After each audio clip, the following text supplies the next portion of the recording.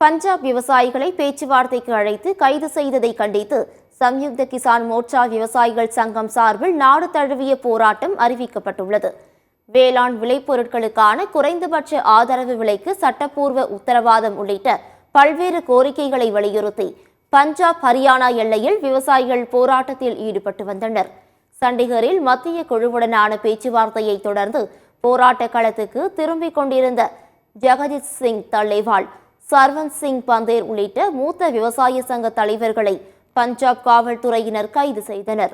அதேவேளையில் கனௌரி ஷம்பு எல்லைகளில் முகாமிட்டிருந்த விவசாயிகள் மற்றும் அவர்களின் கூடாரங்களை அப்புறப்படுத்தினர்.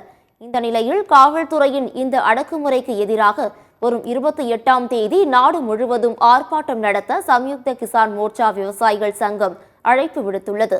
இது தொடர்பாக அந்த அமைப்பு வெளியிட்டுள்ள அறிக்கையில், காவல்துறையின் அடக்குமுறைக்கு எதிராக அனைத்து விவசாய அமைப்புகளும் ஒன்றுபட முன்வர வேண்டும் என்று வலியுறுத்தப்பட்டுள்ளது.